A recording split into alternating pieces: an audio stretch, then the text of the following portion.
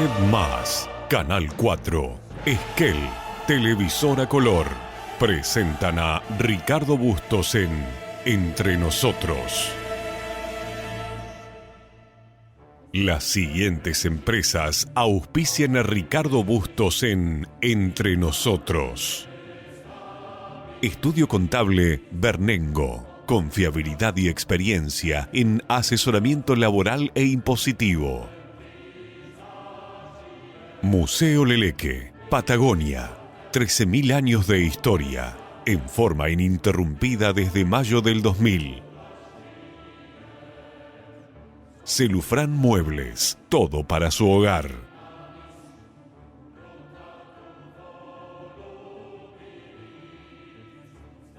La Despensa, diseño interior, el placer de vivir momentos únicos. Leandro Sport, indumentaria masculina, más de 50 años vistiendo a generaciones de Esquel.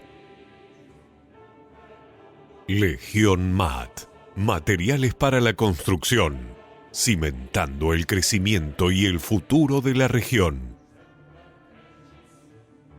Viñas del Nantifol, pioneros en la actividad vitivinícola en el Valle de Trevelin. Cruz del Sur, soluciones logísticas integrales y envíos a todo el país. Visítanos el 9 de julio 1687, Esquel. Doctor Mascota, salud y felicidad para mascotas. Integral SAI. La intención es que te sientas bien. Muy bien. Muy buenas noches, bienvenidos a esta nueva edición de Entre Nosotros en este lunes. La Argentina ha entrado, para bien o para mal, nos guste o no nos guste, en una nueva, en un nuevo modelo económico donde es imprescindible aprender a mirar el futuro desde el punto de vista de la educación financiera para consolidar nuestros ahorros más allá de lo que el Estado nos pueda ofrecer a través de la famosa jubilación estatal. Ha quedado claro, lo dijo en 1950 el expresidente Perón, la jubilación estatal ha sido un fracaso. Lo fue en 1950, lo fue en 1990 cuando el Estado tomó las AFJP y lo es hoy cuando la gente cobra la jubilación mínima, prácticamente una jubilación de miseria. Vamos a hablar hoy con un especialista en inversiones para que de alguna manera nos abra la puerta de lo que puede ser la arquitectura de nuestro propio ahorro para nuestra propia jubilación o nuestra propia renta a futuro desde el punto de vista de nuestros ahorros privados. Hablaremos con el contador Joel Breda, que es asesor reconocido por la Comisión Nacional de Valores, para que nos muestre un poquito cómo podemos ir armando nuestra propia jubilación privada o nuestra propia renta a largo plazo. Segundo bloque del programa, vamos a hablar sobre falsas denuncias en la Universidad Nacional de la Patagonia, en la sede Trelew de la Facultad de Humanidades. El profesor de Historia, Bruno Sansi, nos va a contar sus peripecias, sus penurias, luego de 7 años de ser permanentemente hostigado por la sede Trelew de la Facultad de Humanidades sin ninguna condena judicial de por medio. Esto nos lo va a contar el profesor Bruno Sansi. Y el tercer bloque del programa, un homenaje a nuestros veteranos de guerra de Malvinas, encarnado en el presidente del Centro de Veteranos de Guerra de Malvinas de la ciudad de Esquel, el doctor Marcelo Salonio. Todo esto esta noche en Entre Nosotros. Y bueno, hice los exámenes, hice los cursos preparatorios y demás, y bueno, obtuve la matrícula. Claro, primero obtenés una idoneidad y después, a partir de eso, podés obtener una matrícula. Ah, primero tenés que tener una idoneidad. Una idoneidad, sí, se rinde un examen o virtual o en la Caja de Valores en Buenos Aires. En la Comisión Nacional. O se rinde en UCEMA o en la Caja de Valores o en la CNB. Dependiendo de la fecha lo van cambiando. Sí, lo van cambiando. Sí, pero la matrícula te la da la Comisión Nacional. La Comisión Nacional, sí. Sí, claro. Sí. Así que una matrícula nacional para poder asesorar al cliente y claro, tener contacto con el cliente y poder brindarle asesoramiento de inversiones, porque si no, yo como contador no le podría asesorar de inversiones. No, legalmente no podría. Legalmente, ¿no? Así sí. Así sí, y yo además participo de las comisiones Por supuesto. con el broker, con el que tengo convenio. Exacto.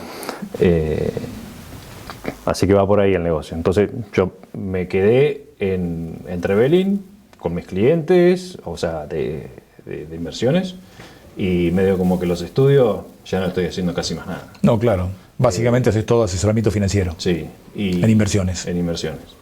Y bueno, tengo clientes de familiares, amigos de los amigos, familiares de los familiares, y como que se va expandiendo. Sí, se va expandiendo. Nosotros somos originarios de La Plata, y muchos clientes los tengo de allá. Ajá. Tengo muchos profesores y Claro. también alumnos que cursaban conmigo y ahora los tengo de alumnos también. Que se animan a invertir. Sí, sí, sí. La Argentina ha tenido una cultura muy errática, por lo que uno lee y mira y ve en estadísticas de inversión y de ahorro. La participación del ahorro en el PBI es muy bajo, entonces la certeza es que el argentino no está acostumbrado y no tiene una educación financiera que le permita manejar herramientas o confiar en alguien para proyectar su retiro, por llamar de alguna manera, o sus ahorros a largo plazo. Sí. Ahorra a corto plazo. En el mejor de los casos ahorra para comprar un auto o para comprar una casa, en el mejor de los casos, o a más corto plazo para irse de vacaciones, pero son ahorros cortitos, ¿no es cierto? El ahorro está muy destruido primero por la imposibilidad de ahorrar en pesos, y después que el ahorro decimos que se encanuta, se guarda bajo el colchón y olvídate. Es decir, bueno, junto unos dólares, es mi protección contra la inflación, mi protección contra la devaluación, y es lo único que puedo atentar a hacer. Es lo más rudimentario de que hay. Y Sí. hoy por hoy es lo más rudimentario que hay. En estos últimos 2 años ahorrar en dólares es un mal negocio. Sí, estos últimos 2 años fue una pérdida. Un pésimo negocio. Casi que te diría que es mejor haber ahorrado en plazo fijo, que también es una herramienta muy rudimentaria, Sí. que ahorrar en dólares. Pero la inflación continuó, las tasas siguieron altas y el dólar bajó, se mantuvo estable. Y alguien que estuvo haciendo plazo fijo le sacó casi 200% en dólares en 2 años. Claro. No pasa en ningún lugar del mundo. Está bien. Claro. Es un riesgo enorme porque una pequeña devaluación del tipo de cambio te come toda la. Claro, la pero tasa que si pudiste hiciste valorar. el famoso carry trade durante 2 años, le Sí. sacaste un 200% en dólares. Sí, sí, sí. Tengo familiares y amigos. Yo todavía no estaba asesorando en el momento, por ejemplo, de las últimas elecciones presidenciales, que el dólar estaba ya 1.500 o 1.300, no me acuerdo. La tasa de plazo fijo estaba en el 100 y pico. Recuerdo, claro. Alguien agarró. Se jugó todo, familiares, se jugó todo, vendió dijo- los dólares y se pasó a plazos Sí. fijos. Y Fue contratendencial. sí, súper contratendencial, súper contra. Pero hizo negocio. Hay gente arriesgada, hay gente que compró dólares y Se recontraclavó. se recontraclavó, no le sacó ningún rendimiento.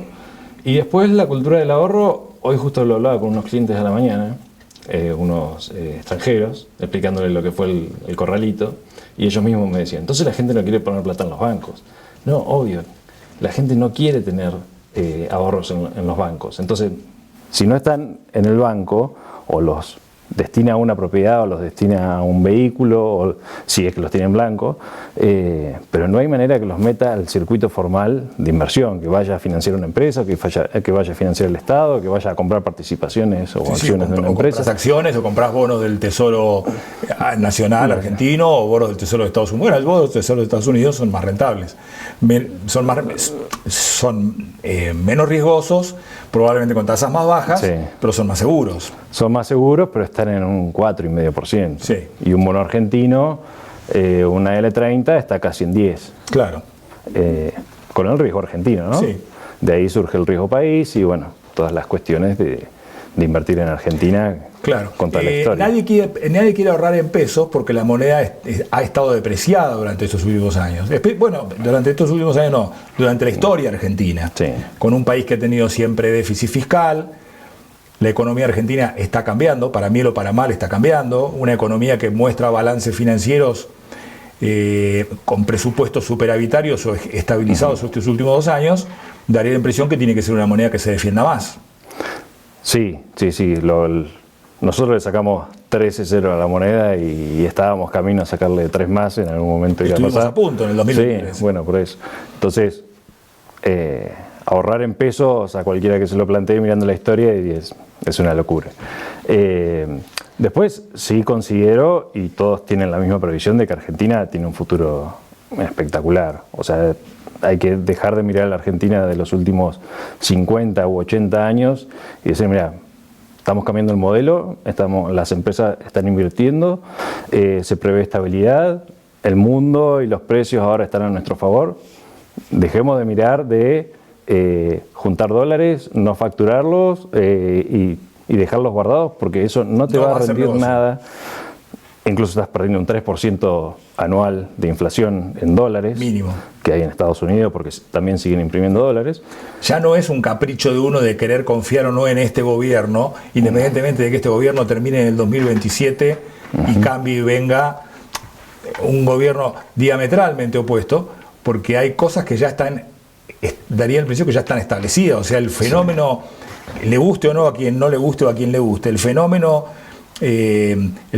energético de la Argentina ya es una realidad. O sea, los dólares están metidos en vaca muerta o están metidos en la industria minera, están metidos ahí, están anclados. El RIGI los ha metido ahí y eso va a generar, como dijo Milei, para bien o para mal, que se inunde de dólares la Argentina en la balanza comercial. Sí. Y eso va a fortalecer la moneda argentina. De alguna manera no van a faltar dólares. La cosecha gruesa de este año va a ser buena. Sí, si no estuviera haciendo una compra fuerte, el tipo de cambio bajaría muchísimo más. Si no estuviera comprando el Banco Central, claro, está haciendo unas compras récord para los últimos años, gracias a básicamente lo que, bueno, ahora fue la cosecha gruesa, abril y marzo fue récord, pero desde el punto de vista de la inversión y de la cultura argentina, creo que hubo un cambio generacional enorme en el 2023, le guste a quien le guste, claro, sí. Pero hubo un cambio donde la gente dijo, podemos llegar a ser primer mundo en algunos años, va a costar, tenemos todo para hacerlo, recursos nos sobra, solamente teníamos que cambiar un poco bastante la mirada. Entonces, creo que es otro país, quien esté en 2027, esto va a continuar. Subirá, bajará el dólar, los bonos se encarecerán o se abaratarán, pero Argentina va a seguir para adelante. Hay una matriz productiva distinta, que no depende exclusivamente de una cosecha gruesa o una cosecha fina que funcione o no funcione, o de una sequía o no de una sequía, porque la infraestructura está en marcha. O sea, Punta Colorada está a punto o va a terminarse y se va a exportar GNL por allí. Vaca Muerta está produciendo y exportando, en vez de ser un país que importa energía, estamos exportando energía, y eso venga quien venga Kicillof, venga el Partido Comunista, siga un partido liberal, siga quien siga, eso queda anclado en la Argentina. Sí. Eso le da cierta estabilidad a la economía. Ahora, las nuevas generaciones, la charla está contigo, la estoy teniendo de cara a un público que mire sus ahorros a futuro y que imagine una renta o una jubilación privada, porque nosotros, los que ya hemos pasado los 50 años y estamos mirando nuestra futura jubilación, ya nos hemos acostumbrado a que nos roben. Nos robaron nuestra jubilación estatal, como lo dijo Perón en el 50, Perón lo dijo en el 50. Hay un video ahí dando vuelta de Juan Perón, presidente, diciendo que la jubilación estatal era un robo.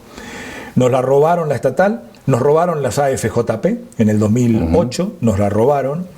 O sea que cuando ahorramos con el Estado nos robaron. Cuando nos ahorramos con las AFJP nos robaron. Ergo, si yo no hago mi propio ahorro para mi propia jubilación, estoy frito. Hay posibilidades, teniendo 30 años, 20 años, 40 años, hay posibilidades de mirar un retiro, una especie de jubilación privada a largo plazo que me permite una rentabilidad anual del 5, 6, 8, 10%. Sí. Pero lo que tenemos que tener en cuenta es con cuánto uno arranca, para poder tener un flujo de dinero sujeto de inversiones financieras, bonos, letras y demás que le puedan permitir sacar un rendimiento, en donde ese capital, si uno, por ejemplo, que es los cálculos por ahí generales, dice, bueno, si uno a mi edad, 30, 35 años, arranca con una suma que por ahí no está al alcance de cualquiera, pero conozco mucha gente que sí lo tiene, es decir, $100.000, Sí. esa gente no tiene que poner un peso más, no tiene que ahorrar $1 más, y esos $100.000 en 30 años se convierten en $2 millones. ¿Es un ahorro pasivo eso? Un ahorro pasivo. En rentabilidades de el SP500, digamos, 10,5% de los últimos 30 años promedio. Si nos vamos a los últimos 10 años, esa rentabilidad está casi en un 13%, que es muchísimo. Entonces, uno puede multiplicar, fíjense, un ahorro de $100.000, multiplicarlo por 20 en 30 años. Ahora, en 30 años, cuando uno le dice eso a la gente, es como que, ¿viste? ¿De dónde saco los $100.000? Y tengo que esperar 30 años. Bueno, pero si no tenés $100.000, puedes empezar con podés 2.000, arrancar, o claro. con 1.000. Podés arrancar con 1.000, podés arrancar uno para hacerse de unos $400.000. De acá a 30 años tendría que ahorrar más o menos $300 por mes. Claro. Bueno, pero no es poca plata tener $400.000 cuando te jubilas. Cuando pensás, digo, bueno, a los 60 años no quiero trabajar más.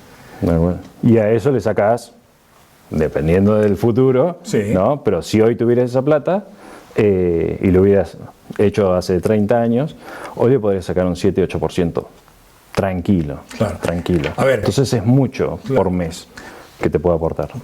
Hagamos un cálculo comparativo, contrafáctico, porque no se puede probar, porque las cosas ya pasaron, lo que pasó, pasó.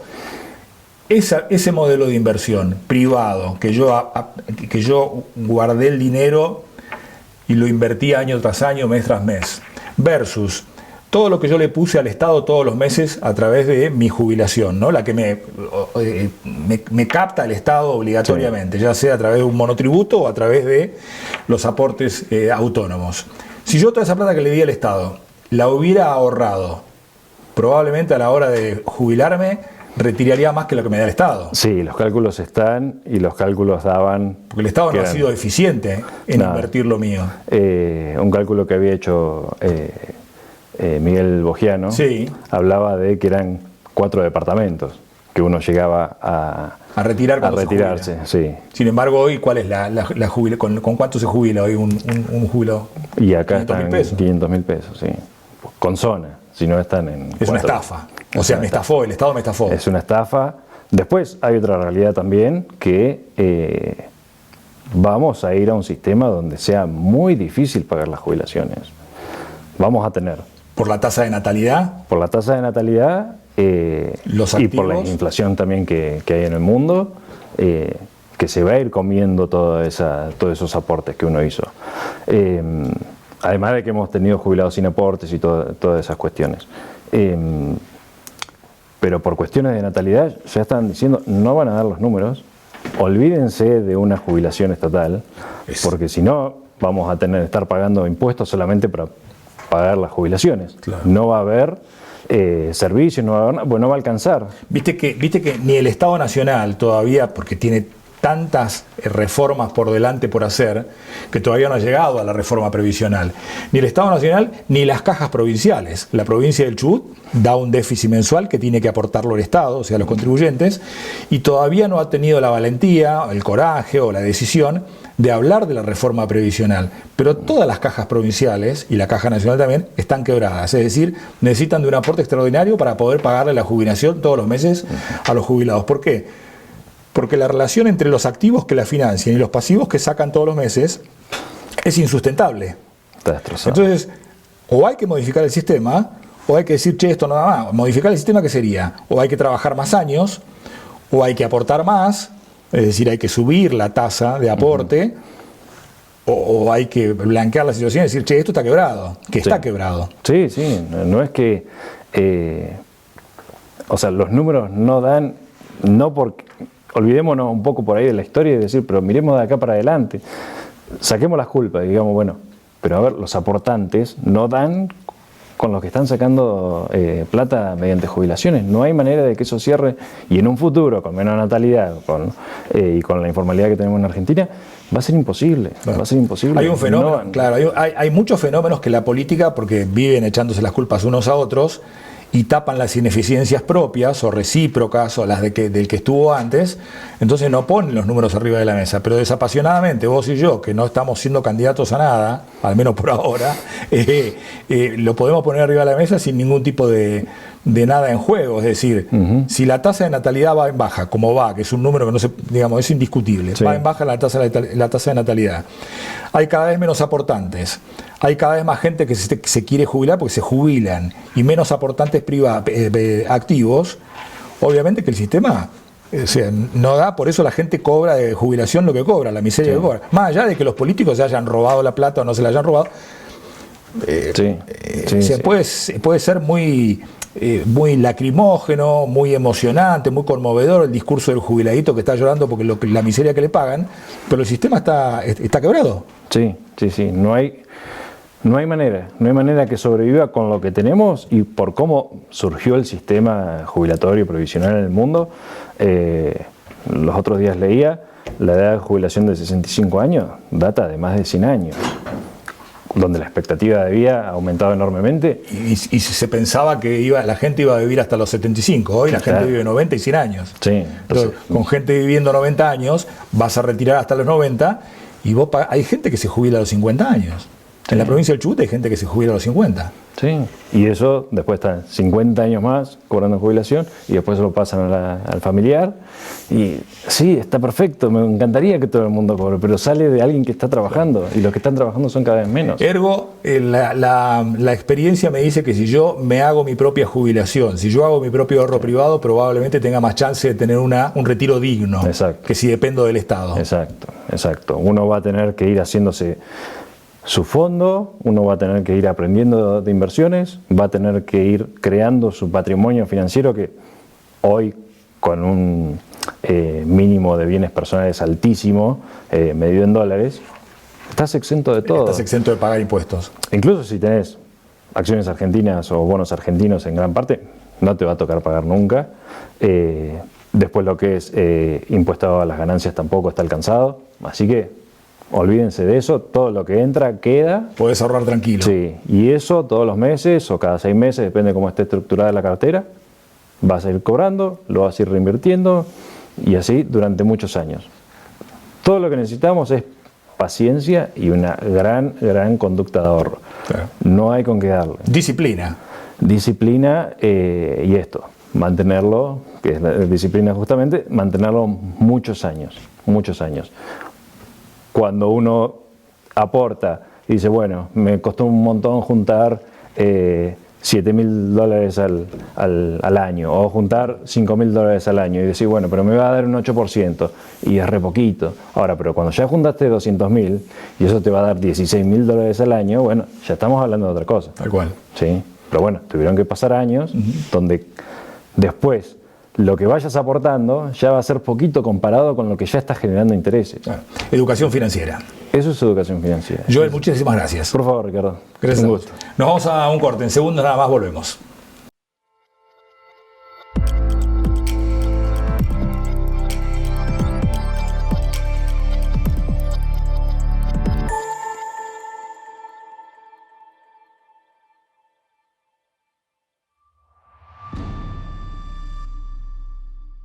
Doctor Mascota, todo lo que tu mejor amigo necesita en un solo lugar. Consultas generales, desparasitación y vacunación, cirugía de tejidos blandos, emergencias y más. Peluquería canina, un verdadero día de spa. Baño, corte y corte de uñas para tu mascota. Alimento balanceado, gran variedad de marcas y opciones para cada etapa. Estamos de lunes a sábado de 9 a 1 y de 3 a 9 de la noche. Y también los domingos de 5 a 9 de la noche. Encontranos en 9 de julio al 705 y Mitre.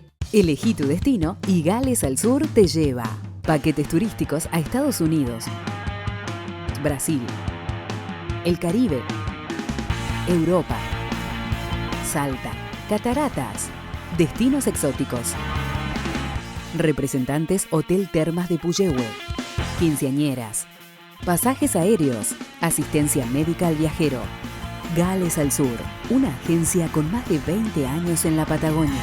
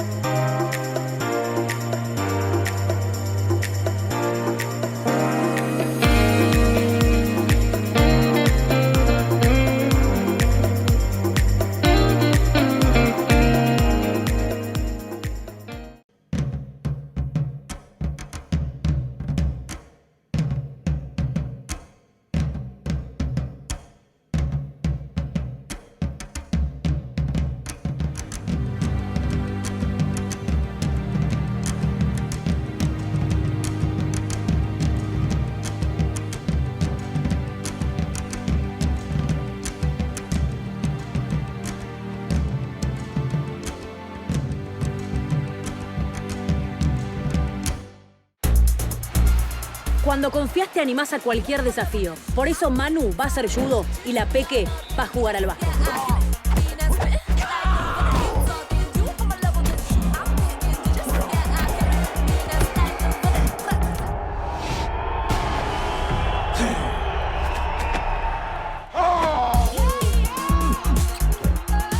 Cuando confías, seguro podés. La Segunda Seguros. Lo primero, sos vos.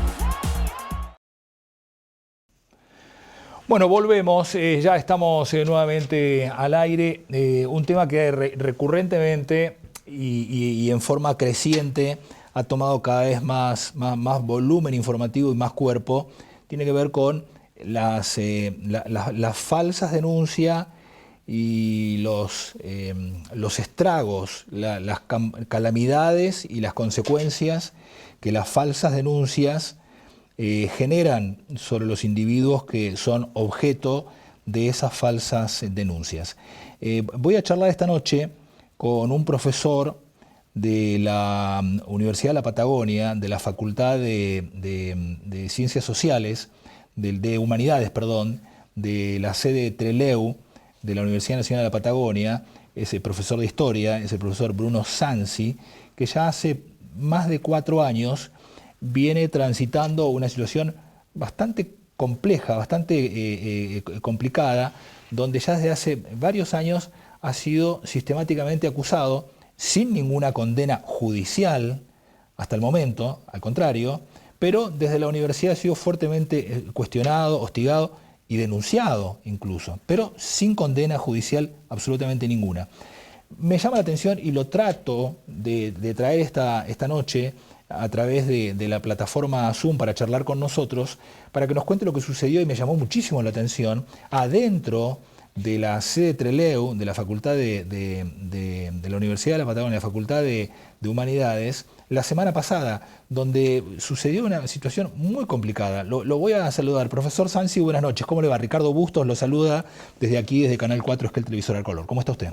Hola, buenas noches, Ricardo, ¿cómo está? Un saludo a la audiencia. Bueno, si le parece, profesor, vamos a mirar juntos con la teleaudiencia parte de las imágenes que son bastante largas, pero que tienen que ver con lo que sucedió la semana pasada y le tocó protagonizar a usted en la Facultad de Humanidades, a donde usted fue a retirar algunos afiches que hacía tiempo estaban en la facultad y que de alguna manera lo hostigaban fuertemente con escraches que no se condicen con lo que la justicia dice de usted. Miremos parte de esas imágenes y después vuelvo con usted para que me explique de qué se trata todo esto y qué es de la historia que lo tiene usted como el centro de todas las acusaciones dentro de la universidad, pero por lo que la justicia dice, por el momento no hay ninguna condena sobre usted. Lo miramos. Me quedó una duda, ¿me dijiste facho o macho? Fuera, macho, fuera, macho, fuera, macho. ¿Qué te ponga? ¿Buscan Marco Fatorello?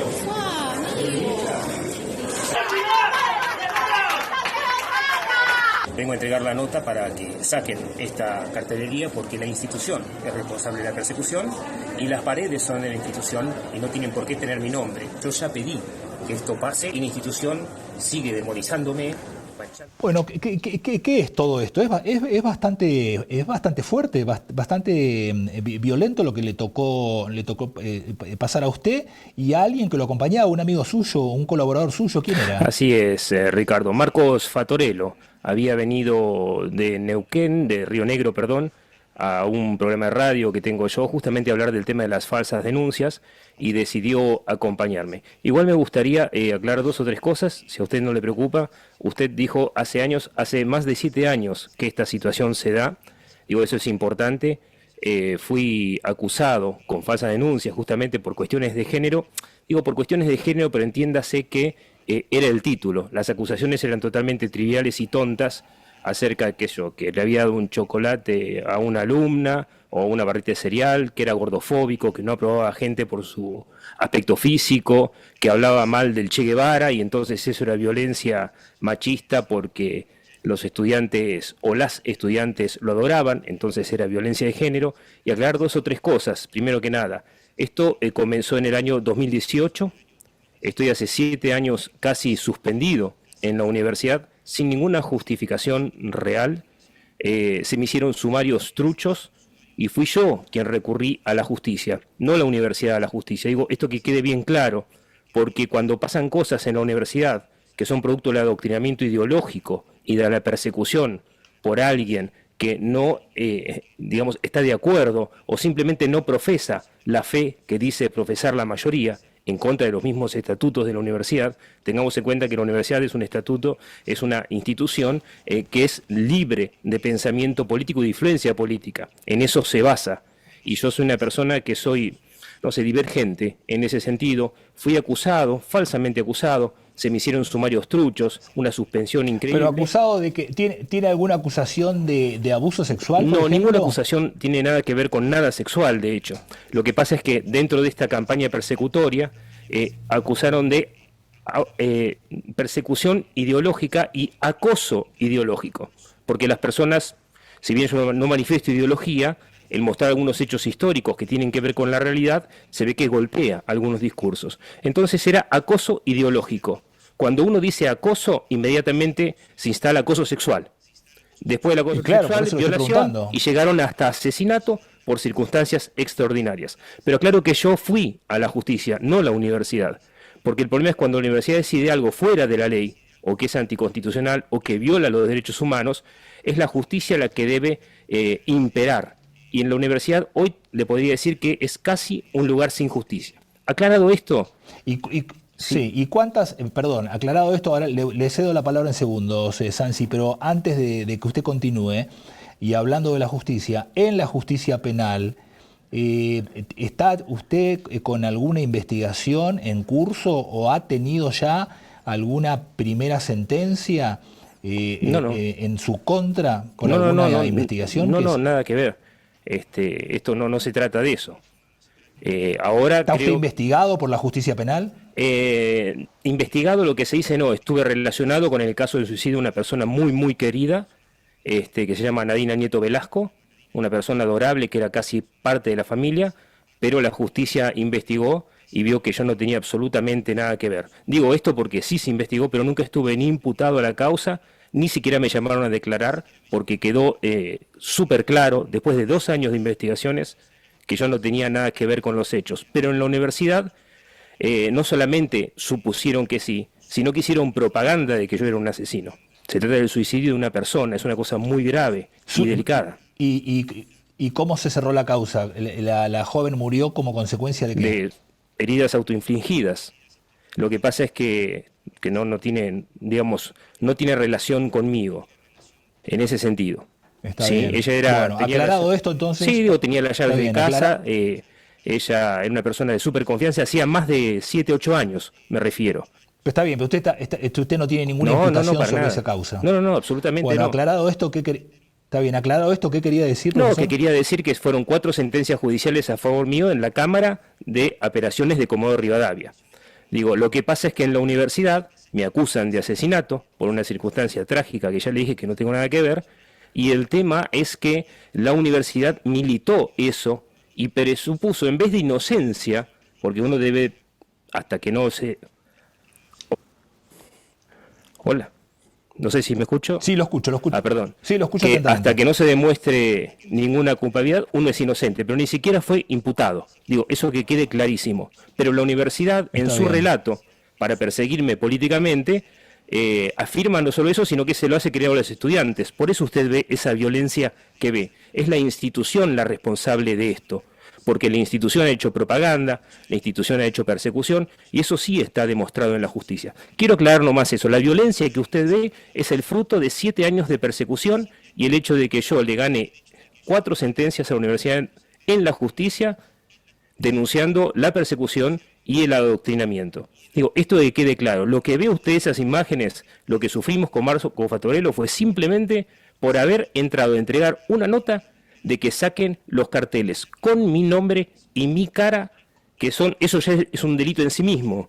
O sea, no pueden usar la imagen de una persona, no solamente sin autorización, sino que yo expresamente mandé notas y solicité a la universidad varias veces que quiten esa cartelería. Lo único que fuimos a hacer era llevar una nota más por enésima vez y constatar de qué se trataban los carteles que mi familia tiene que entrar a ver. Mis amigos tienen que entrar a ver. Claro. ¿Y qué dicen los carteles? Sansi asesino, fuera Sansi? Sansi de la UNP, juicio académico para Sansi, fuera macho violento, básicamente una estigmatización absoluta. Ahora, y usted no tiene ninguna causa judicial en curso. No. A pesar de eso, adentro de la universidad todavía hay carteles en su contra. Sí, porque la universidad no acepta que la justicia determinó la persecución contra mi persona. Entonces, ellos dicen la justicia es patriarcal, muerte al macho, y esa es la política universitaria, sobre todo de quien piensa distinto. Claro. Ahora, es muy raro todo porque se contrapone su historia en la que la justicia ni siquiera lo tiene por imputado, ni por procesado, y por supuesto mucho menos por condenado. A pesar de eso, los hechos demuestran que adentro de las paredes de la universidad hay carteles que a usted fuertemente lo repudian. Sí, sí. En contraposición a eso, hay causas sí pendientes con la justicia de profesores de la universidad, el caso del profesor Augusto Ferrari, ex decano de la Facultad de Ciencias Jurídicas de la universidad, quien sí está acusado por abuso sexual en contra de alumnas, y no hay repudio generalizado de parte del alumnado y por supuesto mucho menos afiches en su contra en las paredes de la facultad, ni en la sede en la que el profesor dictaba clases. ¿Hay como una doble estándar, un doble estándar ideológico en ese sentido? Yo creo que es una cuestión yo creo que es una cuestión de desequilibrio de poder. El señor Ferrari tenía un grupo, estaba integrado digamos, era representante en la universidad de un grupo político, y en mi caso soy una persona individual que simplemente pensaba distinto. No solamente hay el caso de este profesor acusado, sino que también hay casos de personas, inclusive del centro de estudiantes, que fueron condenadas por acoso sexual, por agresión sexual. Hay gente, sin dar nombres, pero hay gente que ha matado queriendo sin querer, y hay gente que ha robado queriendo, obviamente, y con ellos no solamente no dicen nada, no levantan una sola bandera. Esto es un ataque personal donde se usan las causas del feminismo para atacar a una persona. Esa sororidad es selectiva y usted lo tiene muy claro en ese sentido. Se ataca a los que piensan que son más débiles y no se ataca a aquellos que representan un sector importante del poder. ¿Y qué piensa? Porque de ahora, si usted tiene a su favor la justicia de su lado, por lo menos el Poder Judicial, a usted hasta el momento no tiene ninguna sentencia en su contra.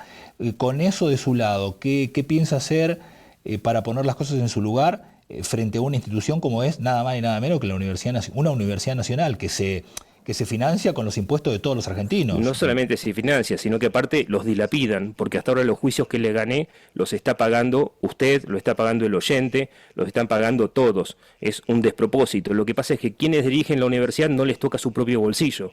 La plata es ajena, es de la gente. Claro. Y esto tiene que quedar claro.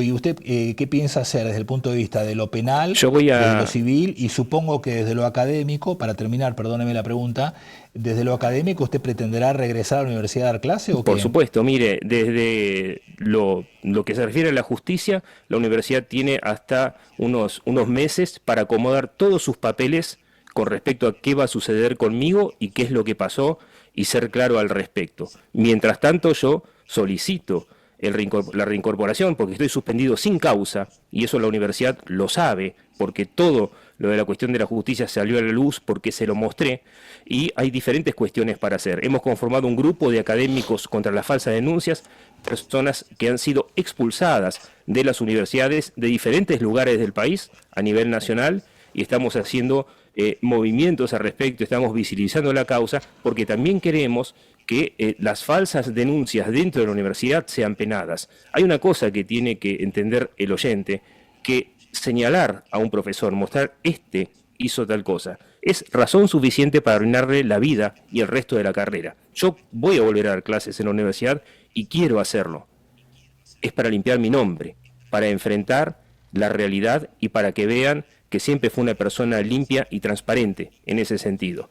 Pero es muy difícil hacerlo porque cuando uno entra ya el hostigamiento es absoluto. Así que eventualmente voy a tener que tener medidas de protección. pero es claro esto de que hay que enfrentar estas situaciones. Y con respecto a los juicios, sí, por supuesto, la persona esa, todas las personas que usted ve que me agreden van a ser llevadas a la justicia, por supuesto, y otras más también, porque han afirmado, inclusive las mismas autoridades, que yo soy un femicida, un asesino, que deben presumir culpabilidad, por supuesto, y en la misma universidad también le voy a iniciar causas judiciales. El tema es que esto no es gratis y le lleva a uno la vida. Yo he perdido no solamente mi trabajo, después lo he recuperado en parte, nada más, pero he perdido mis bienes, fue una sangría económica, mi familia ha sufrido. Mire, todas las personas en el ámbito universitario que sufren este tipo de persecución o se suicidan o tienen ideas suicidas. De todas las que conozco, hay un caso, una profesora de Jujuy que se ha matado por el desprecio social que tuvo, y de todas las personas que conforman el grupo de académicos contra falsas denuncias, no conozco ninguno o que haya tenido intentos de suicidio y estuviera al borde de la muerte, inclusive no por cuestiones de suicidio, sino que Guido Galafasi, por ejemplo, un académico de probada trayectoria de la Universidad de Quilmes, ha estado 9 días entubado en terapia intensiva. Y los que no lo han intentado, lo han pensado seriamente y solamente bloquearon esos pensamientos con medicación psiquiátrica. Esto es condena a muerte. No sé si me explico. Y eso es lo que hacen las universidades. Tiene que parar. Es una locura absoluta. Todo por cuestiones ideológicas y para quedarse con los cargos de la gente, porque no son cosas inocentes. Y entonces usan a los estudiantes, usan a los centros de estudiantes, porque la agresión que usted ve es de estudiantes y de gente que anda por ahí, mientras las autoridades se escondían. Nosotros ni siquiera fuimos a la Facultad de Humanidades, sino que a llevar una nota de delegación, lo cual no es lo mismo, no vamos a complicar a la gente, pero no es lo mismo. Delegación es la responsable de las paredes, por decirlo así. Fuimos a hacer eso y a constatar. Y la violencia que recibimos, usted vio, tiene más de 500.000 de visualizaciones en las redes sociales, claro, y ha llegado a todos lados. Pero esa locura que hemos vivido con Marco Fatorello, que tuvo la valentía de venir de Río Negro a acompañarme para otras cuestiones también, es cosa de todos los días. Usted no se piense que la universidad es un ámbito pulcro, académico, con gente espectacular que habla difícil nada más. Es una jaula de gatos. Y eso se le oculta a la sociedad. La universidad tiene que ser auditada, y no me refiero a auditorías económicas, tiene que ser auditada en cuanto tiene que cumplir las leyes. La autonomía está para que la política no influya, no para que la política la destruya, o usar la política como herramienta, o las cuestiones de género para destruir la vida de las personas. Digo, esto es claro, tiene que repensarse, y es con la plata de todos, y cuando yo le gane los juicios a la universidad, quienes van a pagar son todos los contribuyentes. Va a pagar usted. Claro, queda clarísimo. Entonces el uso por parte de las autoridades es absolutamente irresponsable. Eso no puede ser. Profesor Sansi, le agradezco la gentileza que ha tenido de charlar con nosotros en esta noche. Por favor, un gran abrazo. Le mando un saludo. Nos vamos a una pausa. Volvemos enseguida nada más. Estamos por estas horas transitando un nuevo aniversario de lo que fue el bautismo de fuego y el hundimiento del general Belgrano en la Guerra de Malvinas. Vamos a charlar de esto en el próximo bloque. Cuando confías te animás a cualquier desafío. Por eso Manu va a hacer judo y la Peque va a jugar al básquet.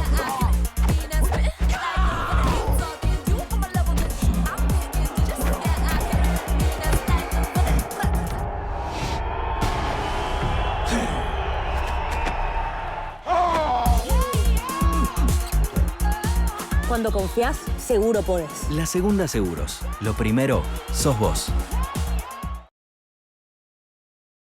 Elegí tu destino y Gales al Sur te lleva. Paquetes turísticos a Estados Unidos, Brasil, el Caribe, Europa, Salta, cataratas, destinos exóticos. Representantes Hotel Termas de Puyehue, quinceañeras, pasajes aéreos, asistencia médica al viajero. Gales al Sur, una agencia con más de 20 años en la Patagonia. Doctor Mascota, todo lo que tu mejor amigo necesita en un solo lugar. Consultas generales, desparasitación y vacunación, cirugía de tejidos blandos, emergencias y más. Peluquería canina, un verdadero día de spa. Baño, corte y corte de uñas para tu mascota. Alimento balanceado, gran variedad de marcas y opciones para cada etapa. Estamos de lunes a sábado de 9 a 1 y de 3 a 9 de la noche. Y también los domingos de 5 a 9 de la noche. Encontranos en 9 de julio al 705 y Mitre.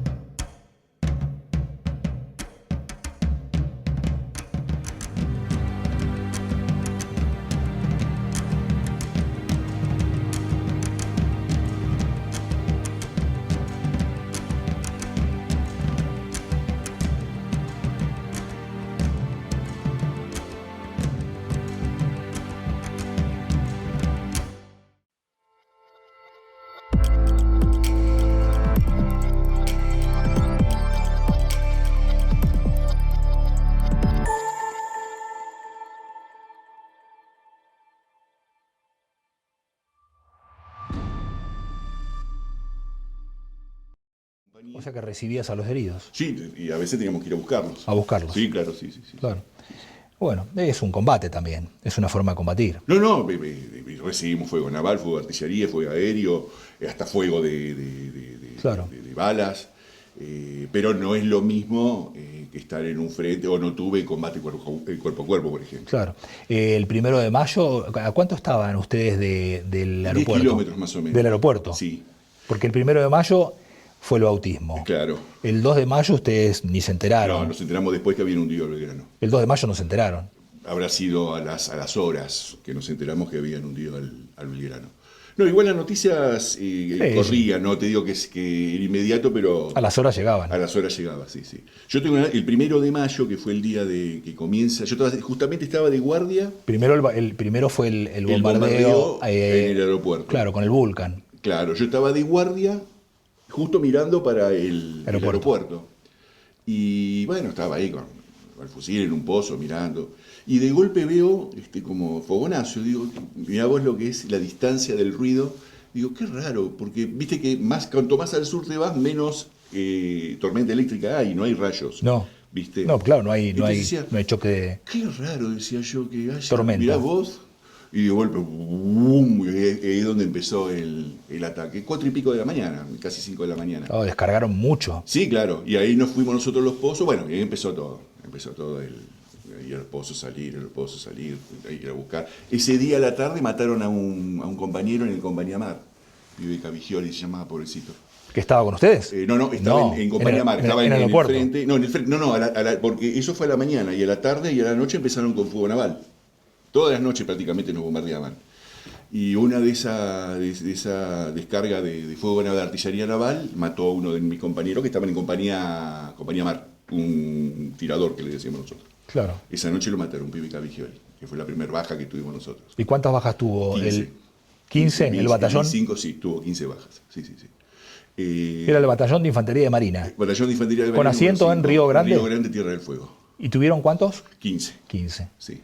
¿De los 15 te tocó como enfermero atender a alguno? No. Porque todos fallecieron en... Fallecieron en el lugar. No hubo tiempo. Solo hubo que ir a buscarlos. Después, no sé quién lo buscó. Yo, cuando termina el combate el 14 de junio, fue a la mañana. ¿Todos fallecieron el 14? No. A lo largo de todo. Claro, falleció el 1 de mayo sería. Ah, el primer día. El primer día, pero después, durante el transcurso, pero el grueso de las bajas son en los últimos 2 días. Mi batallón le tocó, ¿cómo se dice? Contener el ataque inglés y el repliegue del ejército. Claro que venía replegándose le tocó. Y es más, cuentan que el comandante quería hacer un contraataque.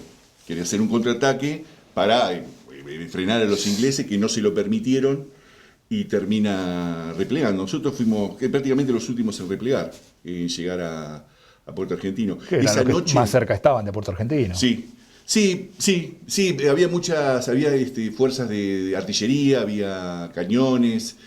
¿Y desde el mar le estaban dando? Sí, claro, sí, los daban del mar, o sea, ahí ya empezaron, del mar y del frente y artillería. Pero el principio del combate es artillería naval, fuego naval y todas las noches. Y siempre, y cuando venían un fin de semana, era peor, porque según nos habían dicho, lo cobraban doble los ingleses. Como era fin de semana, viste que son claro. De eso, ¿Y sí? el laburo de ellos. Entonces ahí decían que seguramente nos van a tirar esta noche porque cobran doble. Y sí, efectivamente. Los fines de semana cobraban doble. Cobraban doble. Los feriados y esas claro. Cosas. Así que, ¿y vos qué edad tenías? 19. Claro. ¿Habías pedido prórroga? No, yo entré con 18 años, cumplí 19 años en Tierra del Fuego. Y yo ya me estaba poniendo de baja. Yo me tendría que haber ido de baja el 1 de junio. Así que... Y el 14, el día de la capitulación, reciben la orden de entregar, de bajar a Puerto Argentino. El tema fue así. El día de la capitulación, nosotros vamos bajo fuego. De atrás y de adelante. Claro, estamos bajo... Y lo que pasa que... cuando en la posición que quedamos nosotros, quedamos solamente 5 conscriptos en ese lugar. 5 conscriptos quedamos nada más. Había oficiales, suboficiales. Los últimos que quedamos en ese lugar fuimos 5 conscriptos, entre los cuales estaba yo. Y entonces, y nos mantuvimos ahí, nos manteníamos por si nos llamaban. Había una ambulancia, pues estaba el ambulanciero y 4 conscriptos más. Por si nos llamaban ir a buscar a alguno. Es más, nos usaron también para cargar artillería, para cargar munición de mortero 106.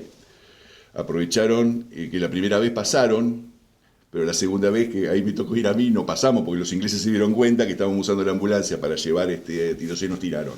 Y ahí ya no salimos más. Entonces ese último día, que esto estoy hablando de 14 a la madrugada, prácticamente casi a la mañana, quedamos nosotros solos, se queda sin munición mortero 106, nosotros teníamos la radio. ¿Tenían comunicación? Claro, teníamos la radio. Entonces ahí el comandante, el jefe de mortero 106 lo llama al comandante y le dice: nos quedamos sin munición, pido permiso para repliegue, le autoriza el repliegue y ahí entonces el comunicante nuestro, el Colorado Orellana, le dice, habla con el comandante y pido permiso para replegar, somos Rosa, éramos nosotros, junto con los Rosa. Pedimos permiso para replegar y ahí nos autoriza el repliegue. Y ahí nos vamos los 5 colimbas caminando para la ciudad a Puerto Argentino. A Puerto Argentino, al hospital. Y ahí habré estado 2-3 horas hasta que terminó, que ya entraron los ingleses, empezamos a ver los Chinook, que eran los Siquín, que eran los helicópteros que tenían ellos. Empezamos a verlos y bueno, y ahí se terminó. Y ahí nos llevaron, esa noche quedamos ahí en Puerto Argentino. Todo el otro día quedamos en Puerto Argentino en una especie de apostadero naval, una cosa así, unos hangares que había. Desarmados ya. Sí, no, estábamos armados. A mí me habían desarmado una semana antes porque decían que los enfermeros no podían tener armas, pero mi batallón quedó armado. Dicen que fue por una cuestión como de reconocimiento. Los dejaron armados. Y recién al otro día, a la mañana, marchamos para el aeropuerto. Y ahí en el camino, a mí me sacaron el casco y el correaje, que era lo único que me quedaba. Y a todo el resto del batallón tuvieron que entregar el fusil. ¿Y tu estado de ánimo? Y era muy ambivalente. Yo me sentía mal, yo estaba mal. Yo estaba mal porque teníamos la esperanza de que, bueno, qué sé yo, haber estado ahí, que haber recuperado Malvinas y habernos quedado. Era una situación... ¿Ambigua? Ambigua. Pero creo que la que dominaba era la tristeza, se podría decir. ¿De capitular? Sí, claro, sí. O sea que había sido con orgullo. Sí, claro que sí, por supuesto. Sí, ¿Sentías orgullo por ir? Sí, claro que sí. A ver, uno nunca sabe lo que es una guerra. Uno va porque tiene 19 años, es un pibe y quiere la aventura. Bueno, es que la gente de 60 años no va a la guerra. No. Van los chicos. Sí, claro. Los chicos, en el mejor de los sentidos, ¿eh? Sí, claro. Pero, ¿qué te quiero decir? Cuando vos tenés 19 años es todo adrenalina, se podría decir. Por eso se va a los 19, no se va a los 60. Claro. En retrospectiva, o mirando esto con 63 años, ¿sentís orgullo? Sí, claro, sí. Sí, no, por supuesto que sí, sí. Orgullo por mí, orgullo por... lo que pasa es que fue todo un proceso, Ricardo. Es todo un proceso de muchos años de la vida. Al principio volví muy dolido, no tuve una buena experiencia con algunos oficiales, pero después con el tiempo, uno va creciendo y vas entendiendo un poco cómo es la vida, cómo funcionan las cosas y vas como perdonando. Sí. Entonces perdonás algunas actitudes y y aparte hay cosas que están por encima de uno, que es el sentimiento patriótico, la patria, el país, de tu cultura, tu gente, que está por encima de todo lo demás, que eso es lo importante. Después lo que le pasa a uno es anecdótico para uno, es como muy existencial, se podría decir, ¿viste? Pero esa es la sensación que yo... Fue todo un proceso de años que termina en este momento. Por ejemplo, yo estoy como diciendo, es como que ya está, ya perdoné, ya está, listo. ¿A quién perdonaste? Y a mis jefes. ¿A tus jefes? A mis jefes, sí, claro, sí.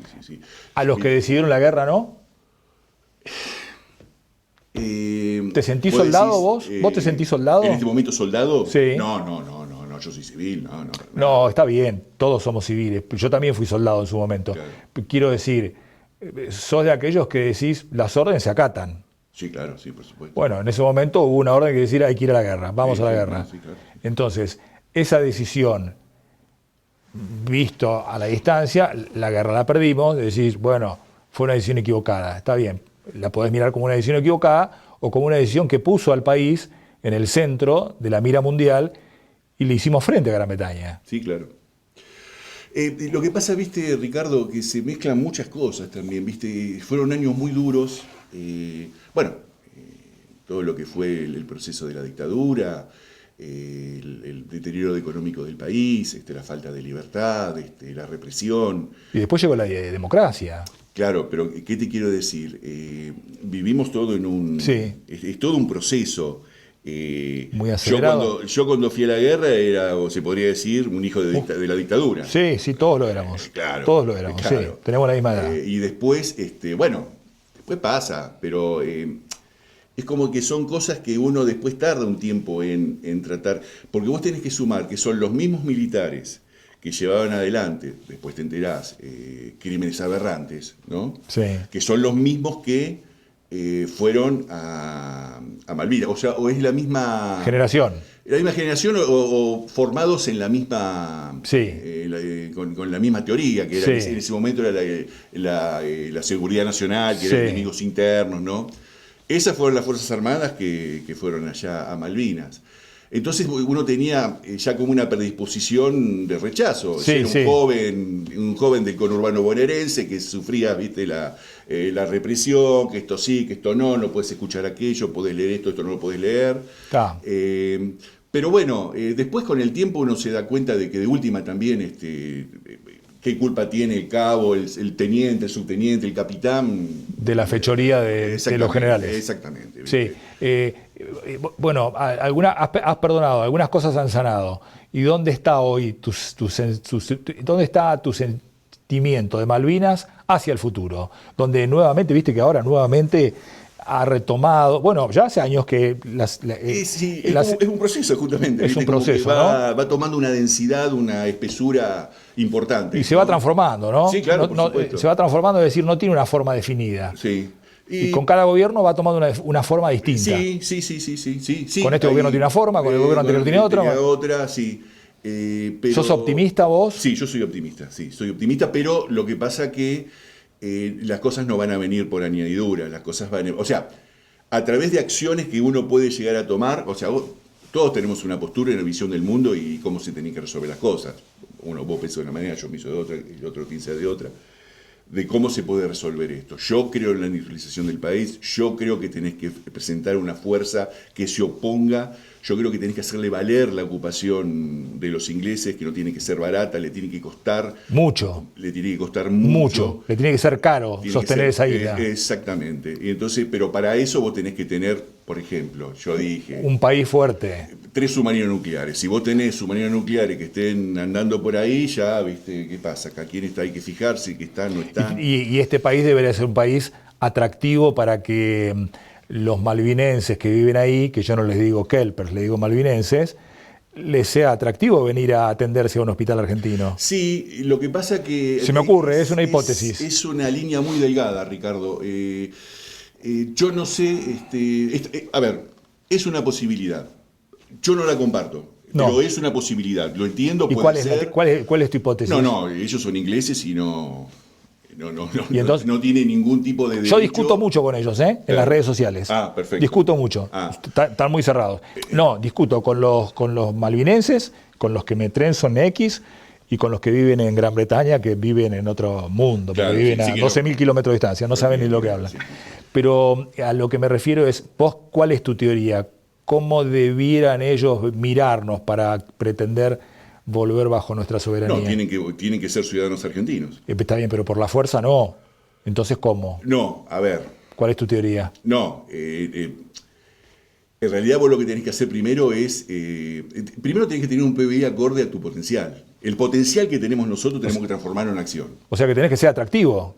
Pero no atractivo, no es que yo me voy a maquillar para que los que... No, maquillar no, tenés que ser real. Tenés que ser real. Tengo que desarrollar la patria. Tenemos que ser un país en serio. Sí. Con el potencial que tenemos como país. Es un país que tranquilamente se puede industrializar, puede generar riquezas, puede exportar, tiene mercados para poder hacerlo.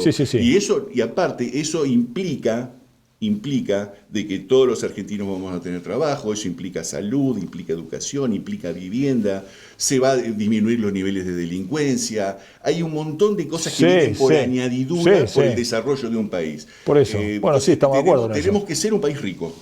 Sí, tenemos que ser un país rico. Y ahí los tipos les va a convenir depender de nosotros y no de Gran Bretaña, que está a 12.000 kilómetros de distancia. Sí, puede venir por añadidura. Lo que pasa que, ¿cuál es la delgada línea de la autodeterminación? ¿Comprendés? De que ellos puedan decidir, yo autodetermino, quiero estar con los ingleses o con... No, la autodeterminación no. Claro. Somos nosotros. Ahí está. Y Gran Bretaña que diga no nos conviene seguir teniendo estos tipos. Son seres humanos que tienen necesidades... no es mi enemigo, porque de última me lo puedo cruzar en la calle y me puedo comer un asado con él. Sí, por supuesto. Lo que pasa es que Gran Bretaña es un imperio con 20 imperios. Sí, claro. Habitualmente son los estados, se podría decir, con mucha paciencia. Gran Bretaña tiene mucha paciencia. Imagínate que la toma de Malvinas no lo decidió en un día.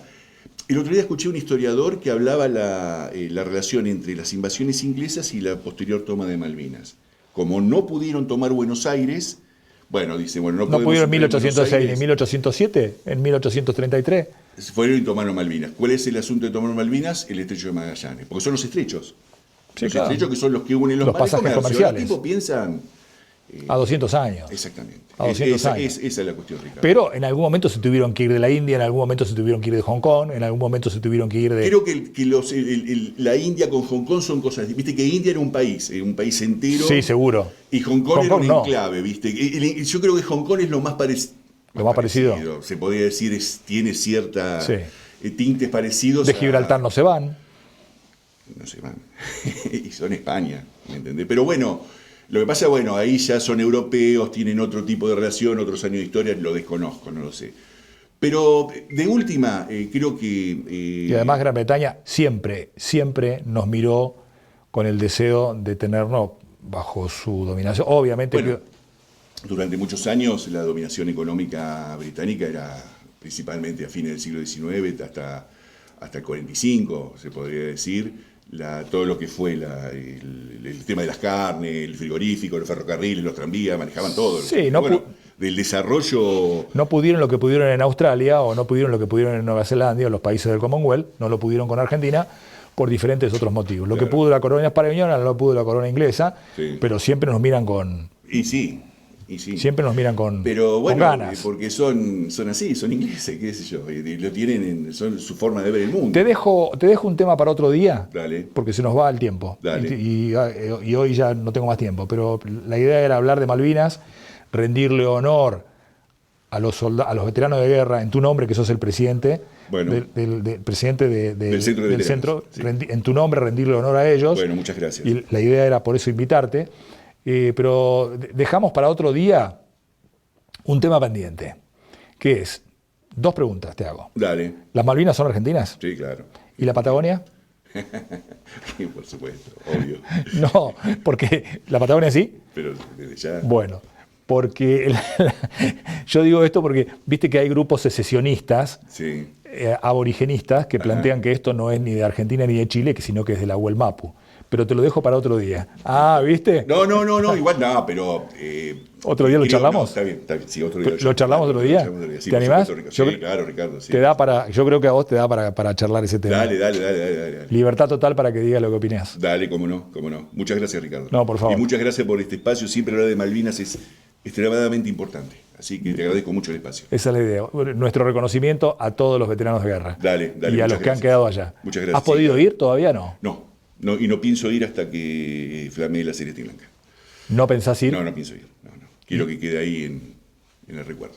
Y si vuelvo como cuando fui, con la Celeste Blanca. Gracias. No, gracias a vos. Señores, nos vamos al último corte.